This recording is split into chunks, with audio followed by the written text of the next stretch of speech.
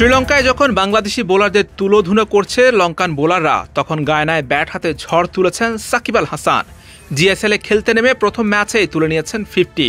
৭-৪-১-৬-এ ৩৭ বলে করেছেন ৫৮ রান। অপরাজিত থেকে মাঠ ছেড়েছেন। ১৫৬ স্ট্রাইক রেটে ব্যাট চালান। লাল সবুজের জার্সিতে সুযোগ না পেলেও ফ্র্যাঞ্চাইজি টুর্নামেন্টে সাকিব যে এখনও অপরিহার্য একটি নাম। দুবাই ক্যাপিটালসের হয়ে খেলেছেন দায়িত্বশীল ইনিংস। গায়ানার স্লো উইকেটেও আগ্রাসী ব্যাট চালিয়েছেন সাকিব। প্রমাণ করেছেন তিনি এখনও ফুরিয়ে যাননি। ক্যাপিটালসের ৩ উইকেটের পতন ঘটলে ৫ নম্বরে ব্যাট করতে নামেন সাকিব আল হাসান। ইনিংসটা শুরু করেন বাউন্ডারি দিয়ে।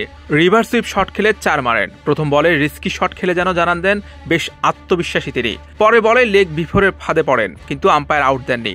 রিভিউ নিলেও বেঁচে যান, কারণ বল স্টাম্প মিস করেছে। পরের ওভারে আবারও বাউন্ডারি দিয়ে শুরু করেন। শুরু থেকেই আগ্রাসী ব্যাটিং করতে থাকেন এই অলরাউন্ডার। সাকিব আগ্রাসী শুরু করলেও অপর প্রান্তে একের পর এক উইকেট পতনে ব্যাটের গতি কমে যায় তার। এরপর দেখে শুনে খেলতে থাকেন। ব্যক্তিগত ১৮ রানের সময় নতুন জীবন পান। বাউন্স বল খেলতে গেলে ব্যাটে লেগে গালিতে ক্যাচ ওঠে, কিন্তু সেখানে থাকা ফিল্ডার সহজ ক্যাচ মিস করলে নতুন জীবন পান। এরপরে জ্বলে ওঠে সাকিবের ব্যাট। ৪ ছক্কায় রানের গতি বাড়িয়ে নেন। আন্তর্জাতিক ক্রিকেটে ৯ মাস আগে সবশেষ ম্যাচ খেলেছিলেন সাকিব। তবে প্রতিযোগিতামূলক ক্রিকেট থেকে একেবারে বিচ্ছিন্ন নন তিনি। এবছরের মে মাসে পাকিস্তান সুপার লিগ পিএসএল এ খেলেছেন।